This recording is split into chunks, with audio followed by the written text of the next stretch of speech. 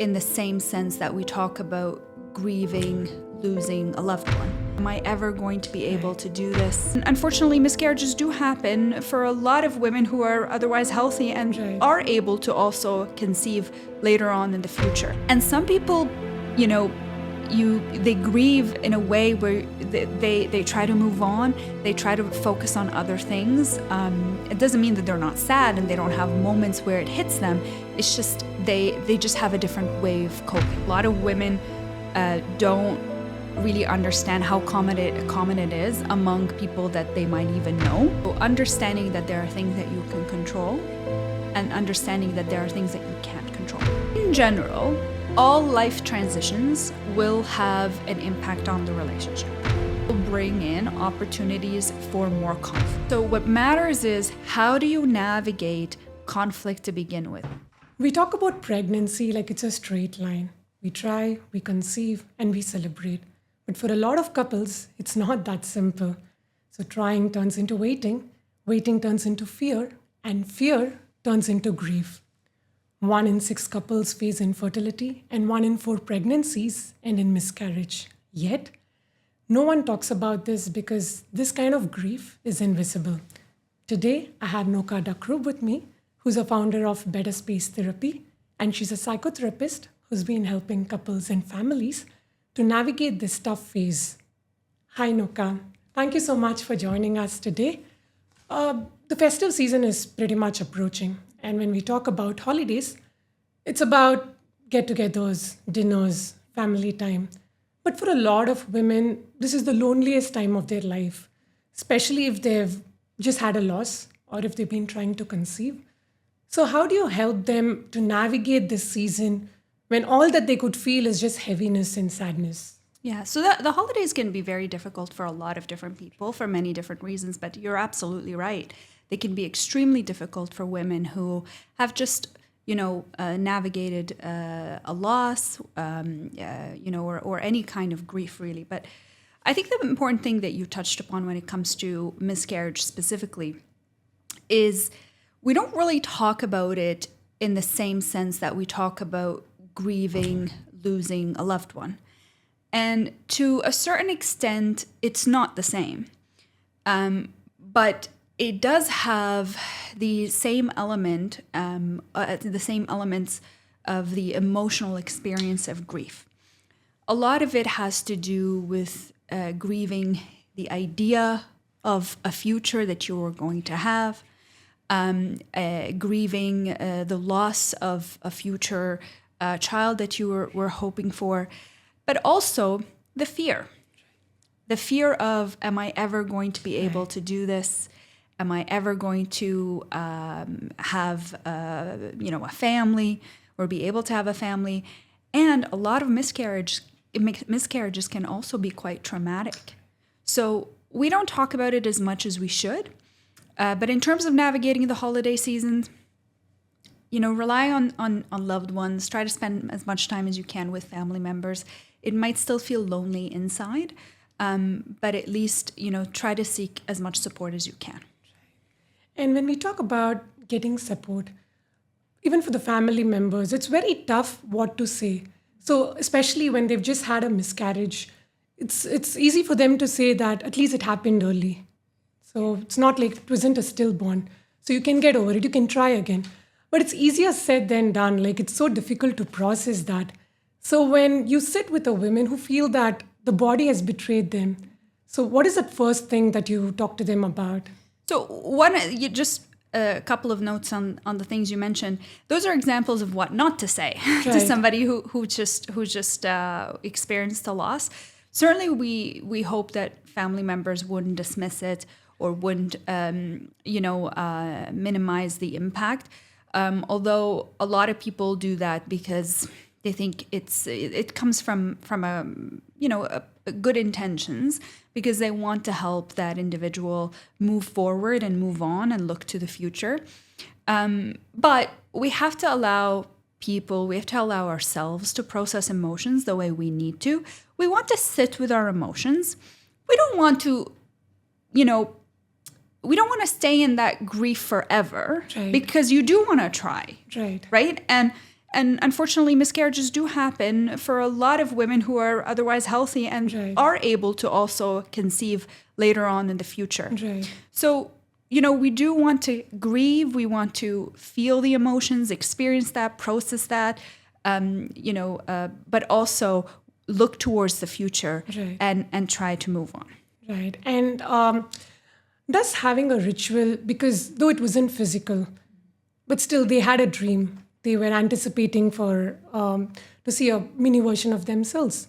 So does having a memory box or writing letters or even getting a tattoo of the baby's name, does that help? I think things help when they are meaningful to you. So if we were to talk to somebody who doesn't care for tattoos and isn't really a big fan of them or likes tattoos, but they're more along the lines of art, but not so much something that would be that heavily impactful, then it wouldn't make any sense. But if you're somebody like me, I have 5 tattoos, and that means a lot to you. Of course, that makes a lot of sense. Right. So I think it depends on the person. There are people who cope better by moving on quicker. Okay. Right? And that's okay because it works for them. Right. And then there are people who need, things like rituals or a memory box or writing letters or having some sort of ceremony to say goodbye. And that works for them. So it's really hard to say. It's not a one size fits all because people are very different and they grieve differently. And some people, they grieve in a way where they try to move on. They try to focus on other things. It doesn't mean that they're not sad and they don't have moments where it hits them. It's just they just have a different way of coping. Right. Yeah. Also, it takes a toll on relationship. But both the partners are grieving about the same thing. And one of them want to talk about it, but the other just shuts down. They isolate themselves. And or the other partner wants to start trying again, but the significant other is not ready and she's not gotten over it yet. So how do you help partners to connect emotionally when they are navigating this tough phase? Yeah. So, I mean, we usually find in couples therapy, which is what we specialize in, we usually find that a lot of these patterns of navigating things, specifically around conflict, specifically around emotional conversations, would probably be present in other themes as well. So, for example, if one partner is more avoidant and they lean heavily on coping mechanisms that help them avoid difficult emotions, and another partner is not, and they benefit. They prefer to talk about things and they want to talk things out. I'm not going to get into what's healthy or what's not, but if that's the dynamic they have, anything is going to include that dynamic, right? And it's not a good dynamic to have because we want. I think the marker of how successful a relationship is going to be is the ability to hold space for one another. So specifically emotionally, what we want to do is we want to help change that dynamic, because if it's present in the grieving process, whether for a miscarriage or anything else, it's most likely present in other areas of their relationship. Right.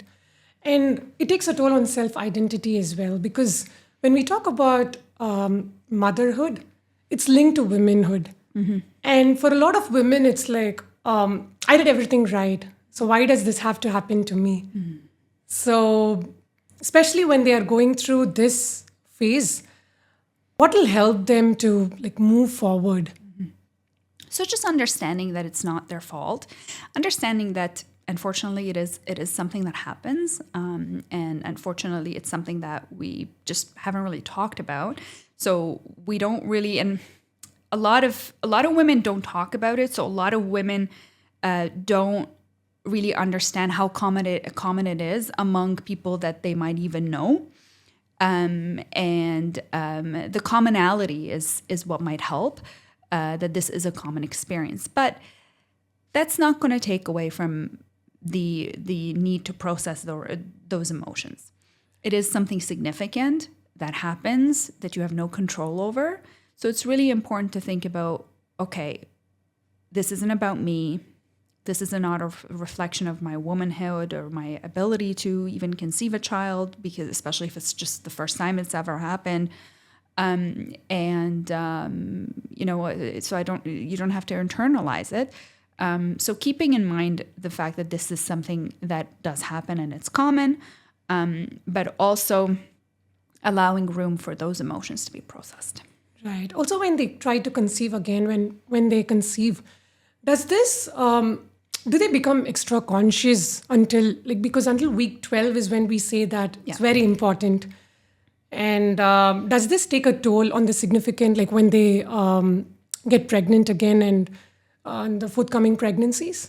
Yeah, absolutely. Because, you're going to be more scared. Right. You're going to be like, okay, well, something significant happened last time. So it's going to be a scary thing. And especially if they've had trouble and if they're going through fertility treatments, which can be extremely, extremely, extremely stressful because of anticipatory grief and the fear that comes with that. So, absolutely. Yeah. So we spoke about the fertility or the infertility issues or what they're going through, the treatments. And it's not just emotional, it's physical. Mm-hmm. So again, like every month there are cycles and the process, treatments. So there's a lot of uncertainty as well. There's decision fatigue. Mm-hmm. So how do you help them to handle it better, handle the situation better? Mm-hmm. So I think one of the biggest things in life in general, but especially when navigating things like this, is getting comfortable with uncertainty. Right? So understanding that there are things that you can control and understanding that there are things that you can't control. And we focus a lot in therapy on that. Being able to tell where's my area of control and where are the things that are just up to, circumstances, God, if you believe in that, or just, just how life happens. So that's really the key. Right, understood. Also, when we say like these treatments, it takes a toll financially. There's a lot of cost involved. Mm-hmm. There's time, there's effort. So a person, when they do not know how to go about with it, they tried every treatment, nothing is working. They're thinking, okay, should we even have a kid, or should we think about surrogacy? So there's a lot of emotional toll that they go through. So what will help them to stay grounded, or because they take it takes a toll on their emotional health. It takes a toll on their appetite, it takes a toll on their sleep. So how do you help them to cope with that? Again, it's all about getting comfortable with the idea that life is uncertain. Right. And there isn't anything that's going to be 100%.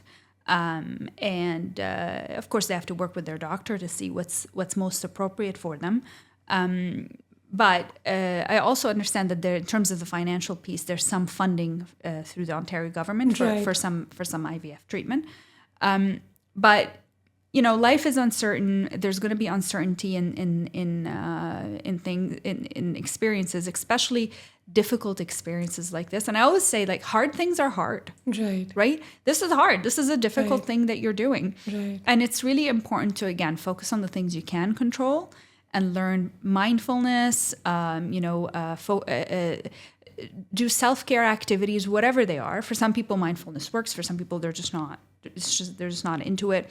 Maybe they like to exercise. What are the things that you're able to do physically based on medical advice that help you with your mental health and help distract your mind from consistently focusing on this one thing, and then focusing on what you can control and letting go of the things you can't control.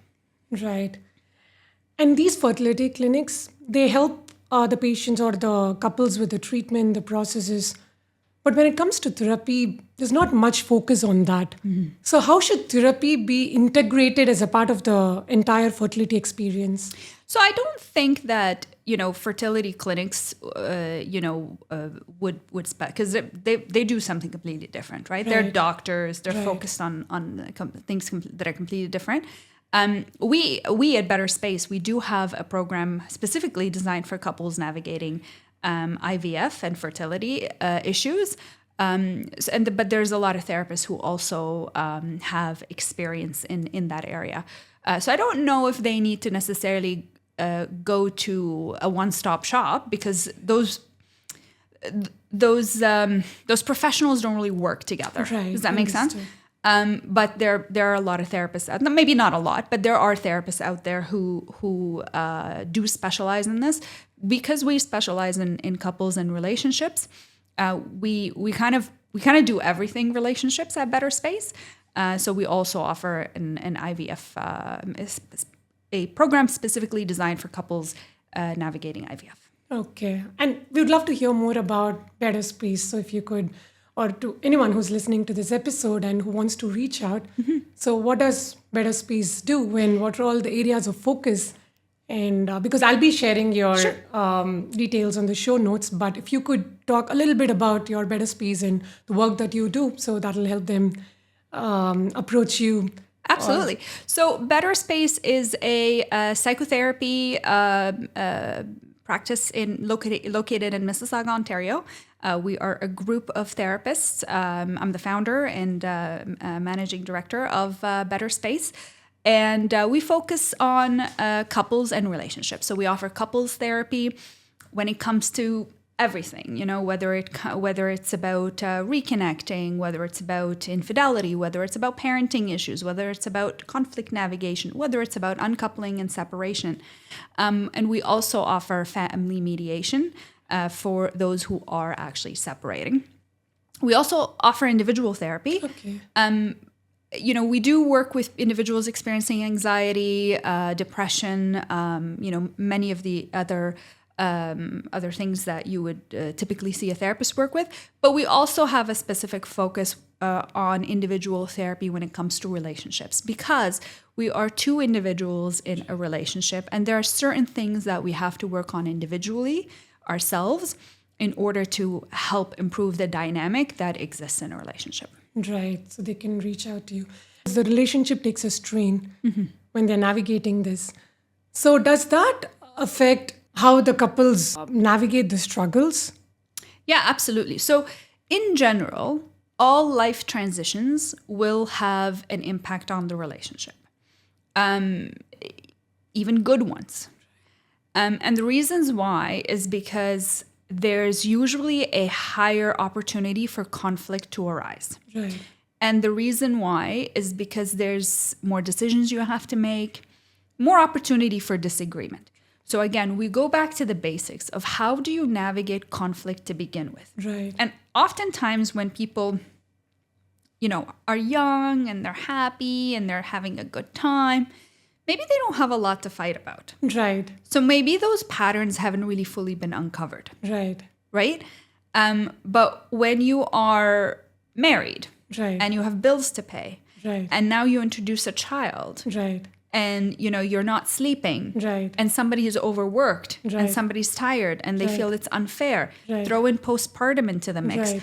Or if you're experiencing something like, IVF, where you're still both working and you're very busy, but you're still trying to manage the schedule of, when are you supposed to try, and when are you supposed to take the medications and all that. So, and keep up with appointments.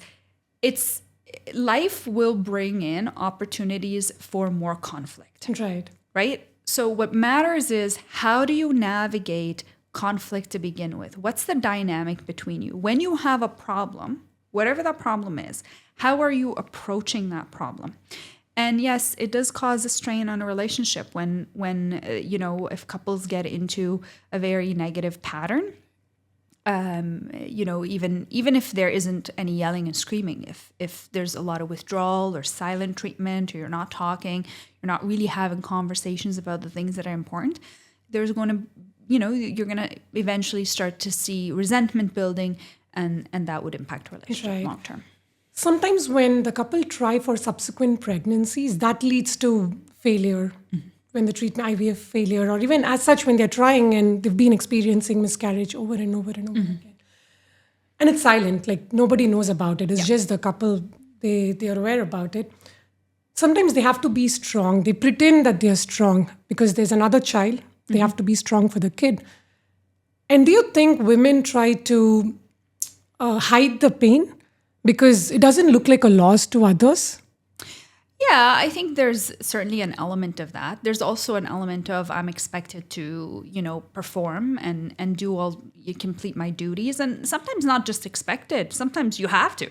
Right? Like you have a kid, you got to take care of the kid. Like it's not an option. So, yeah, of course, a lot of the times you see that people kind of cope by ignoring their emotions. But like I said, the key isn't to dwell on the emotion and ruminate and get into the emotion and not be able to get out of it. The key is to create space for emotion, but also make room for the future and still be able to move forward with your life.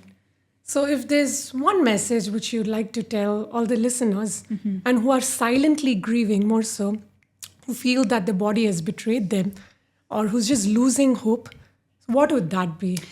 Find support, right? And if it's not, within your circle of friends or family members, find professional support. That's why therapy exists. That's why the science supports therapy and therapeutic intervention, because the reality of it is humans need one another. And it's really helpful to have somebody who is outside of your life, who doesn't have any stakes in it, give you objective feedback or objective perspective, and also help you validate your emotions, but also, try to explore things with you a little bit more. So I always say, if you're feeling a certain way, personally, I always say, if you have a pulse, you need a therapist. I think everybody should have a therapist. But if you are feeling a certain way and you're struggling with something, get support. Don't wait. You don't have to. There's no stigma anymore. Right? I mean, there's still some stigma, but we're trying to get rid of it. It's so common now. People seek support. People have therapists. They talk about it openly. I'm a therapist and I see a therapist, so I talk about that openly. We got to get rid of that stigma. We got to just, recognize that humans need humans, and that it's a helpful thing. So you don't have to suffer in silence. Right. And is there a right time, or when will they know that, okay, now is the time that I have to meet? I've been trying to process the grief and it's not helping. But when do they have to wait until the threshold point? When is the right time for them to just approach you and be like, I'm going through this, I want to open up? It's always the right time. It's always the right time to seek support and have a therapist. Like I said, if you have a pulse, you should have a therapist. And I know it's expensive and it's not always financially feasible, but there's many different options in terms of rates and pricing and all that. But I think it's really, I wouldn't be doing this if I didn't think it's that important. Right. So that pretty much brings us to the end of this episode. And if you're silently going through a grief, and if you feel that your body is betrayed, no, your body has not betrayed you. You're not broken. You're not invisible. You need help. So thank you, Nokha, for sharing your wisdom with us. And I'll be sharing, like I mentioned, her details in the show notes such that you can approach her. And thank you so much for watching this episode, and take care of yourselves. Until next time, take care. Thank you. Thank you.